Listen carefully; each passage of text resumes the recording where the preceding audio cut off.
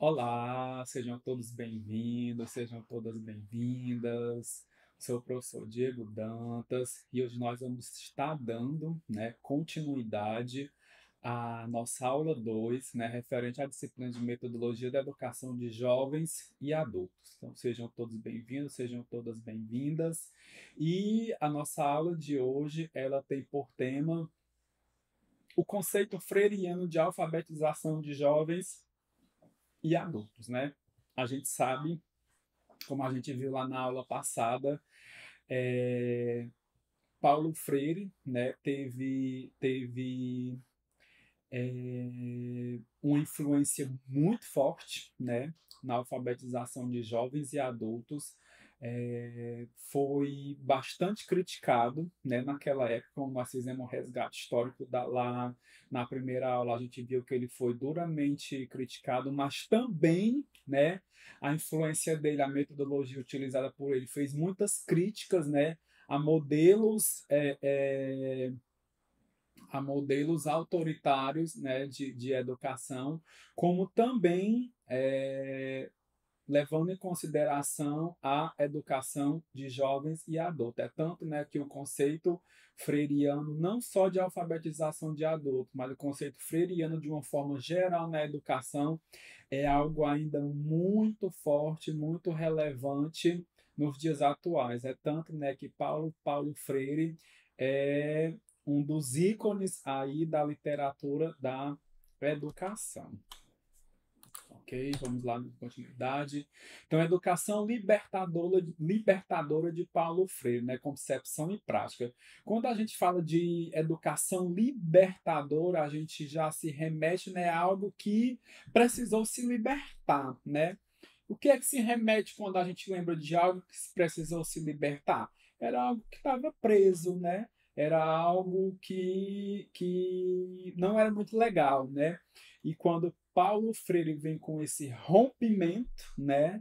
Caiu muito bem, né? Educação libertadora de Paulo Freire. Então a gente traz aqui as concepções pedagógicas de Paulo Freire, né?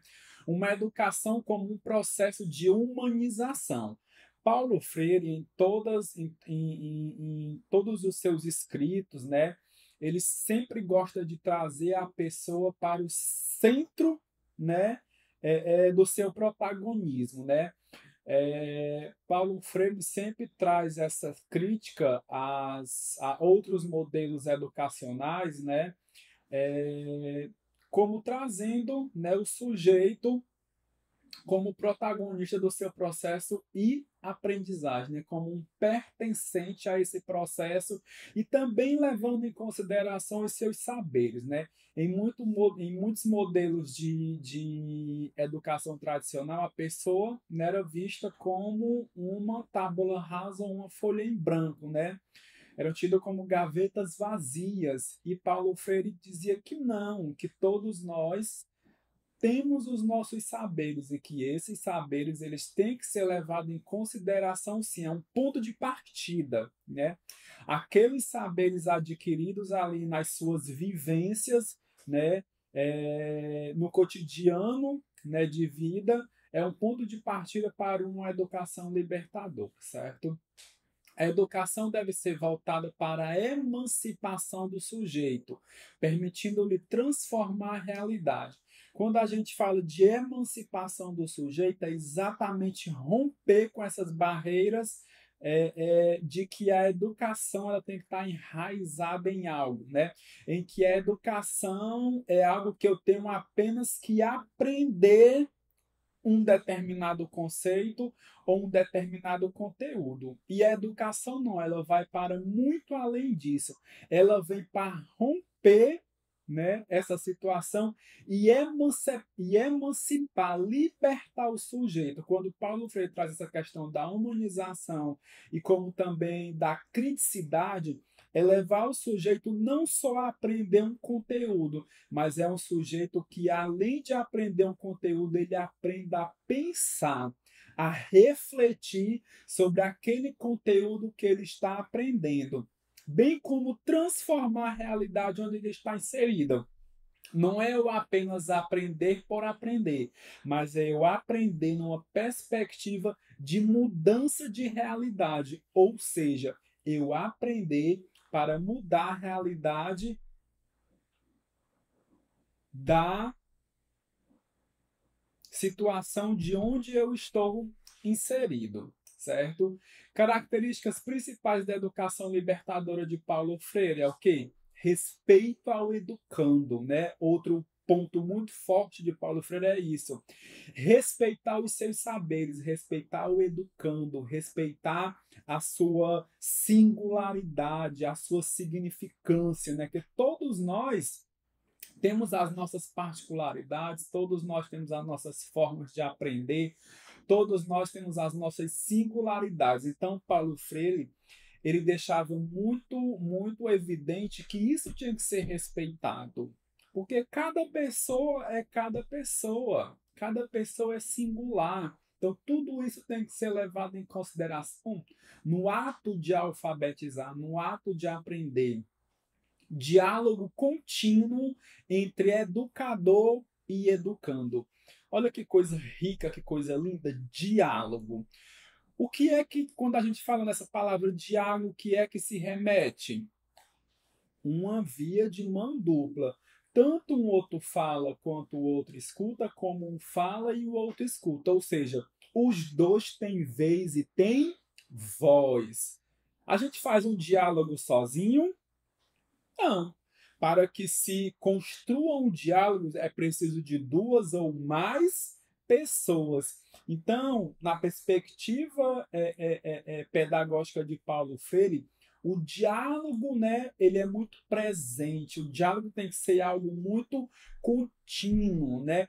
E tem que existir sempre essa relação de troca entre educador e educando. Não é porque eu sou professor, eu sou educador, que eu sou o único detentor do saber. Não.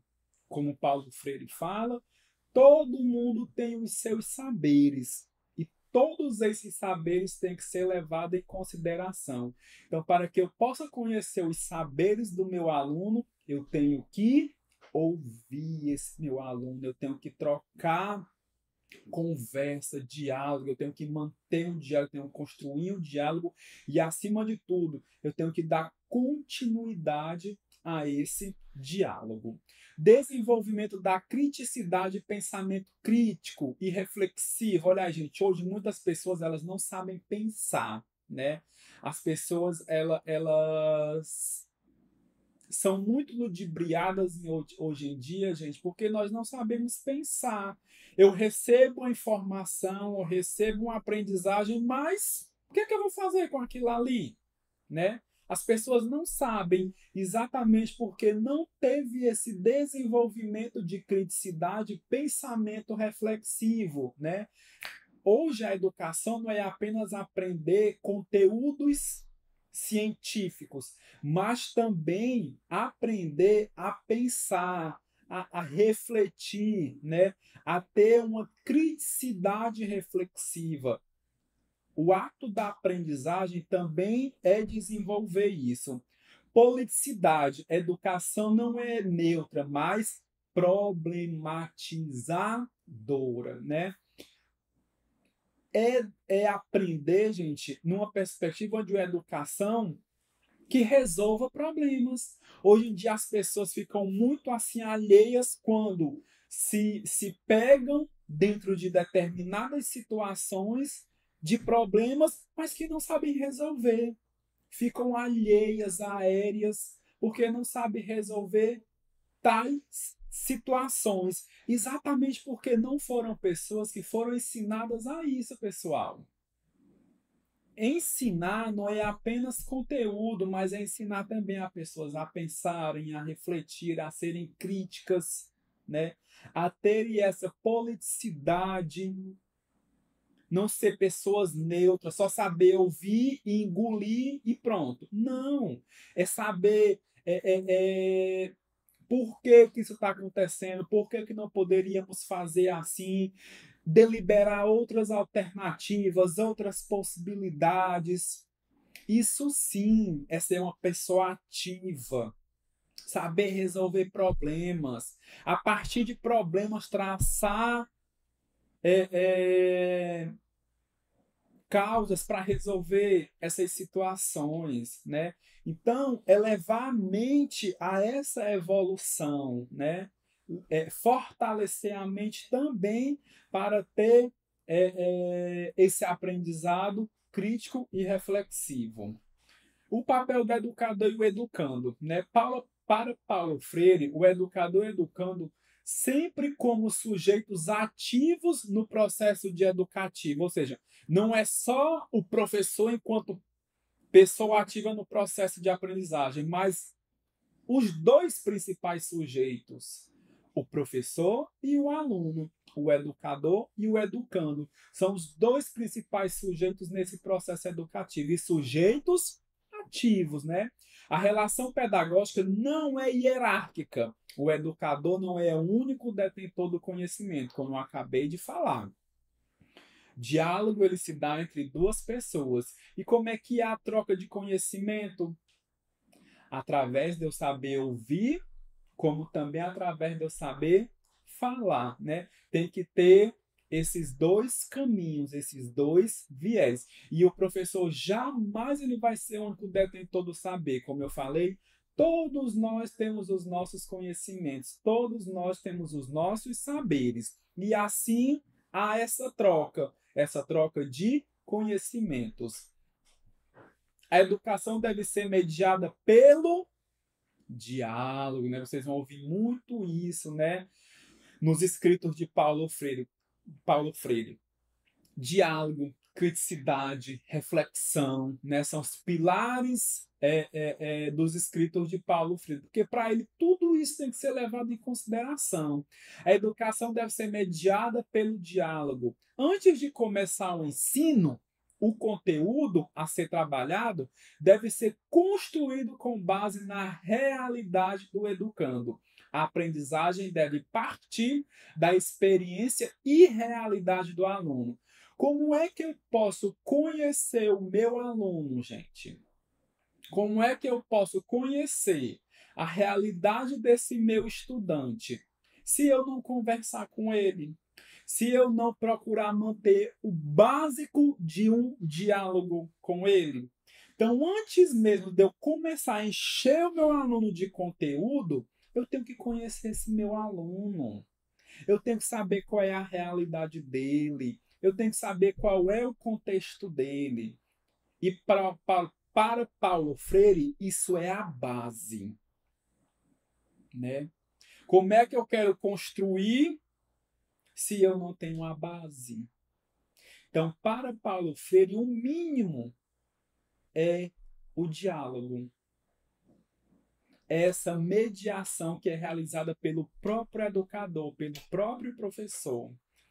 Então, não há eu querer avançar em conteúdos se eu ainda não alicercei nem ainda a minha base, né? Que é realizar ali um mínimo de diálogo com o meu aluno para me conhecê-lo, para me saber como que eu vou começar a introduzir esses conteúdos, esses conhecimentos. Até porque a aprendizagem deve partir o quê? Da experiência e da realidade do aluno, porque todos nós temos as nossas peculiaridades, pessoal, temos as nossas singularidades, né? E todos nós aprendemos de forma diferente. Criticidade e consciência crítica. O que seria isso, professor? É a superação da consciência do senso comum para a consciência crítica. O que é o senso comum? É aquilo que todo mundo já sabe. É aquilo que você já sabe, o vizinho já sabe, o professor já sabe, o colega da sala já sabe, todo mundo já sabe. Isso é o senso comum. Agora, a partir do momento que eu tenho uma consciência crítica, é quando, a partir desse senso comum, né, a partir do que eu já sei, eu posso construir algo muito melhor. Eu posso dizer o que é que realmente vai ser bom ou ruim. Eu fiz uma reflexão, eu fiz uma crítica em cima desse pensamento, desse conteúdo, dessa informação, né? Então, isso é a superação da consciência comum para a consciência crítica. Processo de reflexão e ação para transformar a realidade, né? Será se realmente, se aquela informação que chegou a mim, ela vai ser transformadora? E como é que eu vou saber se ela vai ser transformadora? Através de uma reflexão. A alfabetização deve ser vista como um caminho para o desenvolvimento de uma visão crítica do mundo. A alfabetização é o que, pessoal? É a base. Então, como é que eu quero ter um desenvolvimento melhor se eu não fortalecer a minha base? E o fortalecimento de base não é só unicamente se limitar a saber ler e escrever, não. Mas é também se aprender a pensar, a ter esse desenvolvimento de uma visão crítica do mundo, né? Saber construir, fortalecer pensamentos a partir dessa criticidade, né? Dialogicidade, problematização. O aprendizado acontece a partir de problemas reais que desafiam os educandos a refletir e agir sobre a sua realidade, né? Por isso que eu falei anteriormente, hoje muitas das pessoas elas se deparam com situações, problemas e não sabem resolver. E a nossa vida é cheia de quê? De problemas e problemas reais. Então, quando Paulo Freire diz que é crucial que o educando conheça, que o educador conheça o seu educando, que o professor conheça o seu aluno, é exatamente para isso, para saber qual é a sua realidade, para saber quais são os seus reais problemas, para a partir daí começar um processo de aprendizagem a partir desses problemas que o aluno traz da sua realidade. Opa, nós temos aqui problemas, pois vamos aqui juntos saber como é que nós vamos resolvê-los e começar a mostrar estratégias, mecanismos para poder esse aluno ele traçar caminhos. E quando ele começa a traçar esses caminhos, gente, aí começa o processo de aprendizagem. Porque ele vai estar colocando o quê? A mente para trabalhar, ele vai começar a ter insights na cabeça. E aí vai acontecendo o processo de aprendizagem, porque estão construindo de forma conjunta. O professor está ali mediando, mas o aluno também está fazendo parte desse processo, né? Está sendo o quê? Uma troca de diálogo, uma troca de conhecimento, uma troca de saberes. Por quê? Porque o aluno trouxe a sua problemática e o professor ali, perto, conhecendo,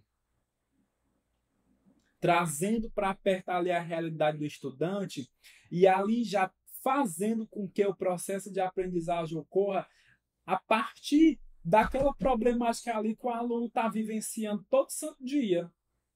Por isso, a importância do diálogo, que Paulo Freire tanto fala, como também o do conhecer.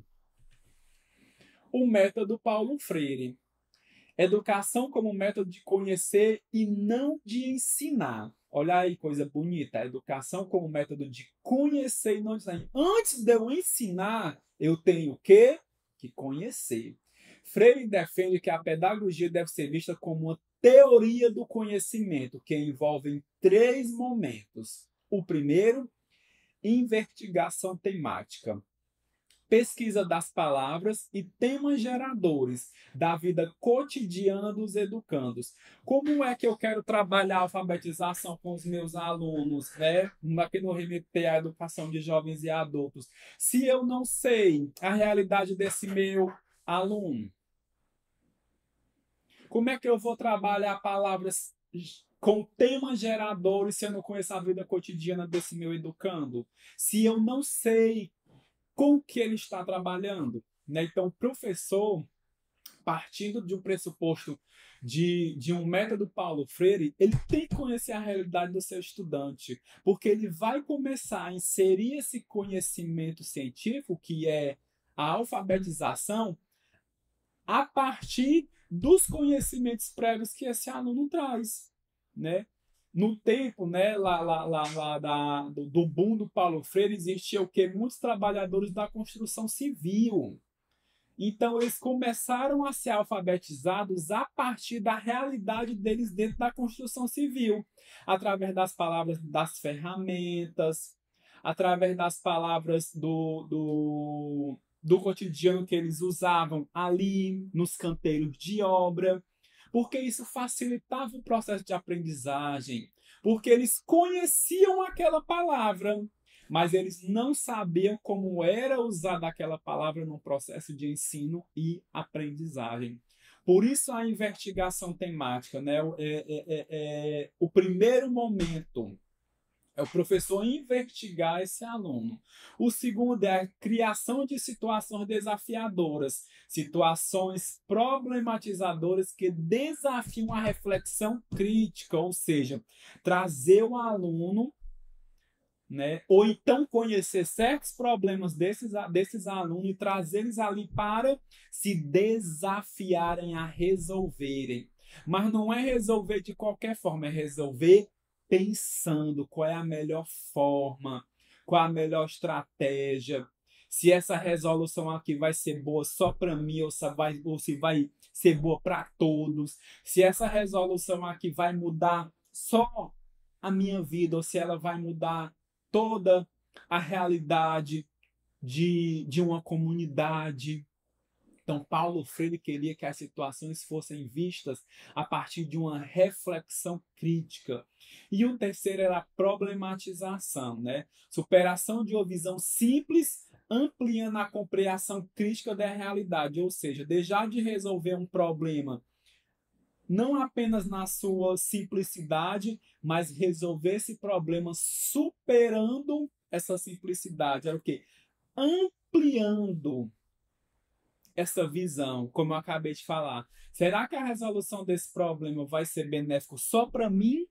Ou ele vai ser partindo do pressuposto de uma transformação do meio onde eu estou inserido? Né? Então, Paulo Freire sempre trouxe nessa perspectiva do pensar, do refletir, para que o aluno ele tivesse essa dimensão que ele poderia levar muito ali. Ele não ia aprender a ler e a escrever somente por ler ou escrever, mas ele estava ali aprendendo a ler e escrever como um agente transformador da realidade onde ele está inserido. Aplicação prática da proposta de Paulo Freire, né? 5 fases do processo de alfabetização do Freire, que é o quê? A coberta do universo vocabular dos educandos, né? Primeiro tem que conhecer qual é o vocabulário que esse meu aluno utiliza. Seleção de palavras com base no vocabulário do grupo e a sua relação com a realidade, ou seja, o professor ali captar através de um diálogo, de uma conversa, quais eram as palavras que eles mais utilizavam ali, palavras do seu dia a dia, trabalho que estava envolvido, palavras que estavam envolvidas no seu trabalho, na sua realidade, porque a partir dessas palavras que eles já conheciam, pessoal, queria-se começar o processo de alfabetização. Por quê? Porque era algo que estava inserido no seu cotidiano, era algo que eles conheciam. Então, o processo de aprendizagem ia ser muito mais rápido, muito mais eficaz, muito mais rico. E esses alunos, esses educandos, estavam ali fazendo parte desse processo, eles estavam se sentindo pertencentes. Então ia ser algo muito mais significativo do que apenas ler e escrever. Mas aqueles alunos, eles estavam aprendendo a ler e escrever nessa visão ampliada de criticidade e reflexão. Criação de situações desafiadoras e problematizadoras, como eu falei, né, anteriormente. Desafiar o aluno a resolver problemas e não apenas resolver de forma simples, mas resolver de uma forma ampla, levando sempre essa questão da reflexão, se aquela resolução ela vai atingir somente a mim ou vai atingir a todos, né? Elaboração de fichas de apoio para o trabalho pedagógico, né? Isso é muito importante também, essa elaboração de fichas, né? Não só para o aluno, mas também para apoiar o próprio trabalho pedagógico do professor. decomposição das famílias fonéticas, né, relacionada às palavras geradoras, né? A partir do momento que o professor tivesse já ali sabendo quais eram as palavras geradoras, ele ia fazer a decomposição fonética, né? Ou seja, a separação das sílabas. Exemplo, muitos trabalhadores, né, naquela época trabalhavam na construção civil, então era muito comum para eles o tijolo, né? Era algo muito comum. Então, qual era a palavra geradora que o professor ali iria utilizar? Era a palavra tijolo. Por que a palavra tijolo, professor? Exatamente porque era uma palavra que estava ali no cotidiano deles. Era uma palavra que eles conheciam. Porém, eles não sabiam como é dentro da questão alfabética, como é que eles iriam ler e escrever essa palavra. Então, a partir dessa palavra geradora, né, o professor ia fazer a decomposição dela através dos fonemas, né, a separação das sílabas, e aí trabalhar toda a sua construção, e aí sim, né, realizar o processo de alfabetização com esses alunos. Olha que coisa linda, né, pessoal? É algo muito mais fácil, muito mais eficaz e muito mais significativo, porque eles estavam aprendendo a ler a partir da realidade deles. A importância de contextualizar o aprendizagem no cotidiano do educando, né? O que é contextualizar? É trazer ali para a realidade deles, como eu falei aqui, o exemplo do tijolo, né? O tijolo era algo muito real do que estava ali inserido na vivência deles. Então, a importância dessa contextualização nesse processo de aprendizagem, trazer elementos para essa alfabetização da vivência desses próprios alunos, sejam da vivência de dentro de casa, seja da vivência da comunidade, sejam da vivência de seus trabalhos, mas está sempre contextualizando, né? Levando em consideração esse processo de aprendizagem a partir de palavras geradoras que fizessem parte do cotidiano deles, né?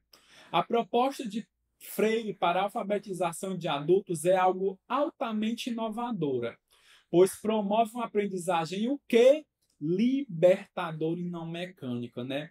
Eu tenho certeza que é muito mais significativo para esses estudantes, né, da educação de jovens e adultos, aprenderem a ler a partir de palavras geradoras, né, na disseminação dos fonemas, do que está aprendendo de forma mecânica, o B com Abá, o B com Ebé, o B com Ebi, não é? E muitas das vezes de palavras que vêm em livros didáticos que não fazem parte da realidade deles. Então, certamente esse processo de aprendizagem ele vai ser muito mais demorado, muito mais lento, muito mais democrático e vai o quê? Vai se dar a defasagem, vai cansar esses alunos e muitas das vezes esse estudante ele vai desistir, porque já é um estudante adulto, já é um estudante que vem com uma bagagem de trabalho, de dia cansativo, e ainda tem que dedicar um pouco do seu tempo a aprender a ler. Então, se não for algo, gente, que leve esse aluno a uma aprendizagem significativa, ele vai desistir, né? Eu vou ler uma coisa que eu nem conheço, eu estou aprendendo a partir de uma coisa que eu não faz nem parte do meu cotidiano. Eu creio que será muito mais prazeroso ele aprender a ler a partir dos seus conhecimentos prévios, né? Valorização da cultura e do vocabulário do educando. Olha que coisa linda. A prática pedagógica deve estar em sintonia com a realidade dos alunos, reconhecendo suas experiências e sua visão de mundo, que eu acabei de falar. O aluno enquanto pertencente ao seu processo de aprendizagem. O aluno enquanto protagonista desse processo, levando em consideração todos os seus saberes, as suas experiências, a sua visão de mundo. Olha que aprendizagem linda, que aprendizagem significativa. E eu tenho certeza que uma aprendizagem altamente eficaz. A educação libertadora busca transformar a consciência do aluno e promover uma intervenção ativa e transformadora na sociedade. Ou seja, gente, não é aprender apenas por aprender, mas levar em consideração a aprendizagem que leve esse meu aluno a pensar, a refletir, a promover uma interação, uma participação ativa no meio em que ele vive, no meio em que ele vive, dentro de uma sociedade a qual ele pertence, e ele ser agente transformador. Ele não ser uma pessoa neutra. É quando ele estiver participando de uma roda de conversa, ele ter ali uma visão crítica e reflexiva de saber debater, de saber levantar questões, de saber levantar sugestões e não ficar aquela pessoa que só ouve ali, pronto, entrar aqui, sai aqui, daqui a pouco não sabe nem o que é que está acontecendo, mas aquela pessoa ativa, né? Que está ali participando de debate, participando de discussão, colocando as suas considerações, os seus pontos de vista, ouvindo e ao mesmo tempo está ali levando em consideração o que é bom, o que é ruim para mim, para a minha comunidade, para a minha sociedade, porque aí sim é uma educação libertadora voltada para promover uma interação ativa e transformadora em uma sociedade, né? Agora, o método Paulo Freire, mais voltado para a educação de jovens e adultos, né? Contexto histórico e filosófico do método Paulo Freire, né? O contexto da criação. O método Paulo Freire, ele foi desenvolvido durante a ditadura militar, como eu falei para vocês anteriormente, quando a gente saiu daqueles modelos tradicionais, né, de alfabetização, onde todos, né, foram fracassados, veio o método Paulo Freire, né, como um método revolucionário, mas logo em seguida teve que ser colocado de lado por causa de quê? Da ditadura militar, né, que estava acontecendo no Brasil naquela época, lá em 1964, quando havia censura e repressão que a liberdade de expressão, ok? As pessoas não podiam se expressar, as pessoas não poderiam colocar os seus pontos de vista, as pessoas não poderiam falar o que achavam, as pessoas não poderiam criticar, né, o que ali estava sendo imposto. Então, logo Paulo Freire foi calado, logo Paulo Freire foi colocado de lado e o método dele, então, foi trancafiado. Porque o método Paulo Freire levava as pessoas a isso, a pensar, a refletir, a ter essa visão de se libertar, de ir contra esses métodos tradicionalistas, né? Então, quando esse governo autoritário da ditadura militar entrou em ação lá em 1964, logo ele acabou com o método Paulo Freire, né? E tudo isso teve um caráter político e conscientizador, certo? O método Paulo Freire visa a alfabetização com um foco político e libertador. Por que político e libertador? Porque levava as pessoas a pensarem, a refletirem, promovendo a consciência crítica sobre a realidade o que? Social. O que é isso, uma consciência crítica sobre a realidade social? Será que no meio hoje onde eu estou inserido eu estou feliz? Será que no meio hoje onde eu estou inserido os meus direitos estão sendo respeitados? Será que no meio hoje onde eu estou inserido a minha realidade está sendo atendida, os meus direitos estão sendo atendidos? Então, Paulo Freire promovia essa consciência. Aprender, não apenas aprender, mas aprender para fazer esses questionamentos, fazer essas reflexões e transformar a realidade social onde eu estou inserido. Leitura do mundo e leitura da palavra. Eu acho isso muito legal, porque para Paulo Freire, Antes da leitura da palavra, tem que vir a leitura do mundo, principalmente levando em consideração a educação de jovens e adultos, porque eles não tiveram o acesso à leitura da palavra, mas eles tiveram acesso à leitura do mundo. Então, mesmo que eles não tiveram acesso à leitura da palavra, mas eles tinham os seus saberes, e saberes muito ricos, porque foram esses saberes que eles adquiriram no mundo. Foram esses saberes que eles adquiriram na sua cultura. Foram esses saberes que eles adquiriram na comunidade onde eles estavam inseridos. Então, por isso, a leitura do mundo é a leitura da palavra. A leitura de mundo era o quê?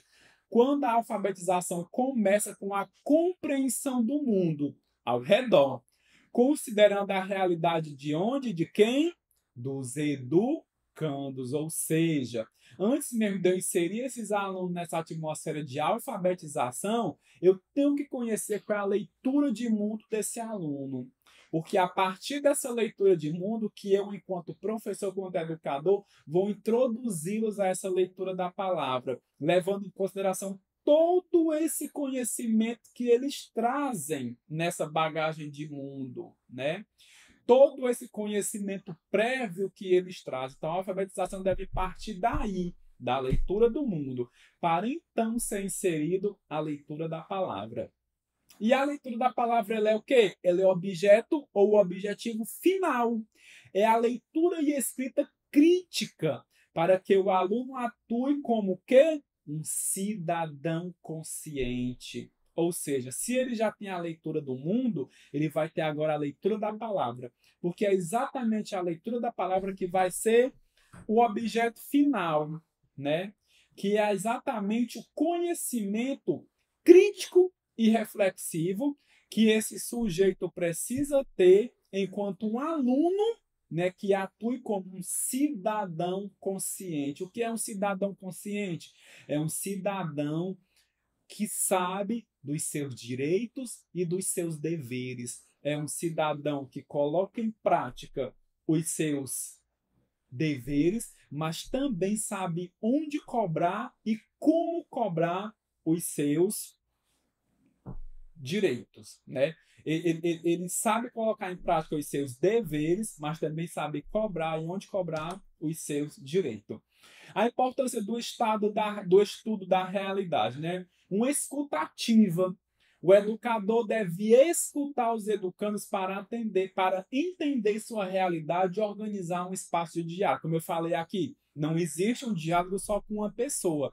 Um diálogo ele é construído com duas ou mais pessoas. Por quê? Primeiro eu vou ter que ouvir, para depois eu vou ter que falar. Então é muito importante o professor educador ele saber ouvir o aluno, ele ter uma escuta ativa, porque a partir dessa escuta ativa que ele vai conhecer a realidade desse aluno e organizar esse espaço de diálogo. E a partir disso vai o quê? Gerar os temas geradores, né? O tema gerador é escolhido a partir da realidade vivida pelos alunos e deve ser problematizado para gerar o quê? Reflexões críticas. Então, se eu escuto, eu estou conhecendo. Se eu estou conhecendo, logo eu vou saber como agir. Como é que eu vou saber agir? A partir de elementos que esse meu aluno está me dando para que eu desenvolva esse processo de aprendizagem em cima do que ele vivencia todo dia no seu cotidiano. Então, eu vou gerar as palavras para esse aluno conhecer todos os fonemas de um processo alfabético a partir de palavras que estejam inseridas no cotidiano dele. E a partir daí também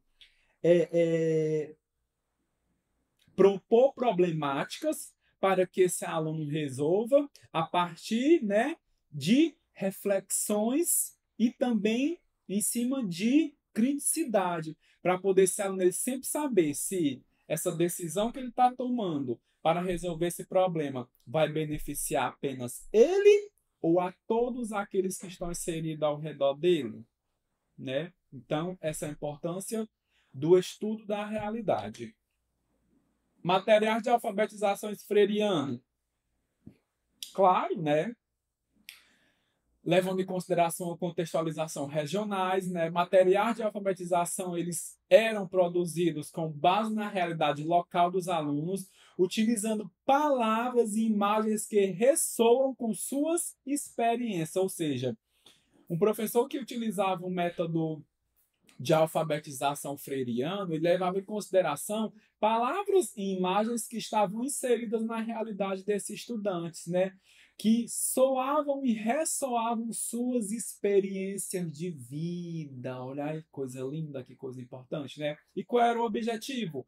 Problematizar a realidade e estimular a reflexão sobre a transformação social através da leitura crítica, da palavra e do mundo, ou seja, um pacote completo, uma visão ampla e não uma visão micro. Consciência crítica e transformadora social. A consciência crítica ela tinha qual objetivo? O objetivo do método é desenvolver a consciência crítica nos alunos, levando-os a perceber suas condições e lutar por sua transformação social. Olha que coisa linda. Não é, gente, como eu falei anteriormente, eu só ouvir e me conformar com aquilo que eu estou ouvindo, que eu estou lendo. Não. Eu tenho é que me inquietar. Eu tenho que levantar os porquês dentro de mim. Mas por que está acontecendo? Não poderia ser dessa outra forma? Será que agindo desse outro modelo não seria melhor? Será que por outras formas, não sei, será que a gente ouvindo outras pessoas a gente não poderia tomar outras decisões, né? Uma transformação social, eu não pensar só em mim, mas eu pensar no coletivo. Alfabetização libertadora. Ao aprender a ler e escrever, os alunos adquirem poder para mudar sua realidade e se tornar agentes o quê? Ativos de uma sociedade. Quando Paulo Freire coloca essa questão da alfabetização libertadora, gente, é isso. Eu aprender a ler e a escrever não apenas minimamente para ler e escrever, não apenas para ler um rótulo, para ler uma revista, para ler um jornal, não apenas para escrever o meu nome, para poder não assinalar mais com o meu dedão, mas vai para além disso, né? Aprender a ler e escrever para adquirir poder. Poder o quê? Para mudar a realidade onde eu estou inserido. Poder de fala. Poder de presença. Poder de questionamento. Poder de sugestões. Poder, gente, de transformar a sociedade. Olha que coisa linda. Característica dos estudantes da EJA, né? O público-alvo era o quê? Majoritariamente trabalhadores, né? Ou filhos de trabalhadores com história baixa de escolarização e condições socioeconômicas limitantes. Por quê? Porque aquelas pessoas, elas não tiveram acesso à alfabetização na idade certa, então elas foram o quê? Trabalhar. Trabalhar, trabalhar e trabalhar, né? E quais eram os desafios? Muitos alunos enfrentam dificuldades para se integrar ao sistema educacional regular, devido à falta de qualificação e à emergência de necessidades práticas. Ou seja, aquelas pessoas elas se sentiam fora, né, do modelo integral de sistema. Ou seja, eu já tenho 30 anos, como é que eu vou aprender a ler lá na pré-escola com criancinhas de 5, 6, 7 anos, né? É assim uma distância de realidades muito grande. Então, esse foi um dos grandes desafios que essas pessoas tinham, né? De voltar a se integrar. E qual era a diferença no processo de alfabetização de adulto? O ritmo de aprendizagem, né? Um dos mais importantes. A aprendizagem adulta ela é mais lenta em comparação com as crianças, mas os adultos têm uma bagagem de experiência de vida que contribui para a aprendizagem, né?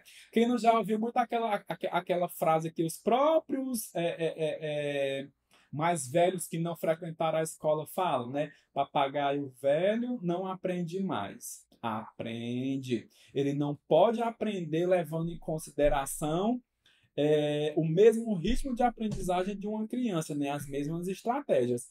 Mas ele aprende levando em consideração seu ritmo, levando em consideração suas experiências, suas vivências, suas aprendizagens, os seus saberes. Ou seja, ele aprende com outras estratégias, ele aprende com outros caminhos, ele aprende levando em consideração o seu ritmo, a sua bagagem, ele aprende enquanto protagonista fazendo parte desse processo de aprendizagem. E qual a importância da experiência? Né? Muita, porque o educador deve considerar a experiência e os saberes adquiridos pelos alunos pelos adultos ao longo da sua vida, respeitando suas histórias, que foi o que eu acabei de falar aqui, né? E o papel do educador na EJA não pode ser qualquer educador, gente, não pode ser qualquer professor, né? Ele tem que ser o quê? Um educador levando em consideração uma educação popular, né? Que o educador não deve ser apenas aquele que vai ensinar, mas também ser um facilitador do processo de transformação social, né? O professor de uma educação de jovens e adultos, ele não tem que ser aquela pessoa que vai só lá ensinar o beabá, o beabé, o be... Não, mas ele tem aquela pessoa que está junto, está ali ouvindo, debatendo, levando seus alunos a pensarem, levando situações, problemas, perguntando a eles sobre os problemas do dia a dia deles, para ali formar temas geradores, né? Levando sempre a dialogicidade, afetividade e empatia. Oh, gente, isso é tão importante na educação de jovens e adultos, né? O professor deve criar um ambiente acolhedor e afetivo, promovendo confiança e motivação para os alunos, ajudando-os a superar os desafios emocionais. Como eu falei, já são pessoas que já passam um dia cansativo, uma rotina exaustiva, mas que querem sim, têm o sonho de aprender a ler. E muitas das vezes, gente, esses sonhos eles são destruídos por próprios professores que não têm paciência, que não sabem acolher, que não levam em consideração uma afetividade, uma empatia. Então, muitas das vezes, quando esse aluno que traz essa bagagem enfadonha, quando ele chega em um ambiente que ele não vê situações que lhe prendam ali, ele vai embora e ele não volta mais. Né? Por isso que na educação de jovens e adultos, o índice de abandono é alto, de evasão é alto, porque são pessoas que já praticamente botam na cabeça que não aprende mais, vão aprender para quê, mas que de certa forma nutre aquele sonho de aprender a ler. Então, o professor ele também tem essa responsabilidade de proporcionar esse ambiente acolhedor, afetivo, de confiança, de motivação, né? Que leve esse aluno a ter a certeza que ele é capaz sim de aprender. A relação afetiva no processo de aprendizagem, né? Uma integração cognitiva e afetiva. A aprendizagem não é apenas cognitiva, mas também afetiva. A relação positiva entre aluno e professor fortalece o processo de ensino-aprendizagem. Ou seja, o processo de aprendizagem, gente, ele não é mais apenas cognitivo, mas ele é também, com uma grande parcela de contribuição, o afeto. Até porque a aprendizagem está ligada aos nossos sentidos, às nossas emoções. Então, se eu estou ali em pleno meu processo de aprendizagem, eu não estou me sentindo bem como a forma que aquele professor está falando comigo, está olhando para mim, está me tratando, eu vou aprender? Não vai, meu povo. Se nem com a criança não vai acontecer, imagine com um adulto. Apoio e encorajamento. Encorajamento. O professor deve incentivar a autoestima do aluno adulto, mostrando-lhe que ele é capaz sim de aprender e de transformar a realidade. Como eu falei, essas pessoas elas já estão super desmotivadas, né? Pelos percalços da vida, por não terem inseridas, por não terem sido inseridas no processo educativo, por vergonha de não aprenderem a ler, por não saberem a ler, né, a escrever, né? E muitas das vezes também é vergonhoso para eles estar frequentando uma escola depois de estarem fora desse padrão de idade que a educação básica existe. Então tem que existir esse apoio, esse encorajamento, né? Esse incentivo, levantar a autoestima, dizer, não, você está aqui porque você vai aprender, porque você é capaz, porque você é um agente transformador, porque aqui juntos a gente vai estar nesse processo de aprendizagem. Você segura a minha mão, eu seguro a sua mão e juntos a gente vai se fortalecer e lá no final a gente vai alcançar o sucesso, né?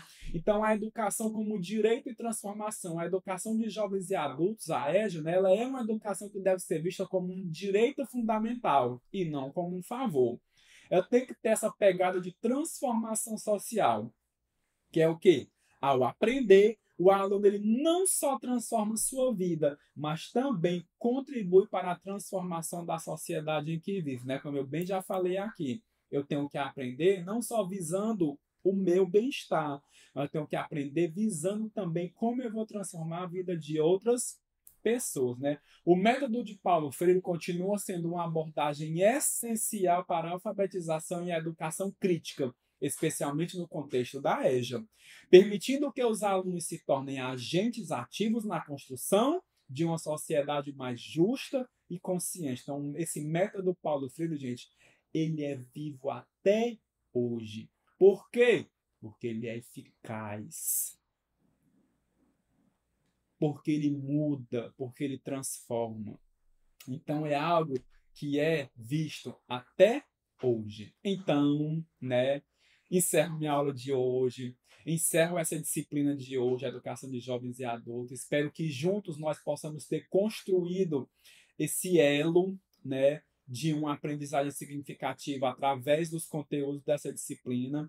E deixo aqui a minha contribuição, como eu deixo aqui também o meu forte abraço com vocês e bons estudos e até a próxima aula. Tchau, tchau.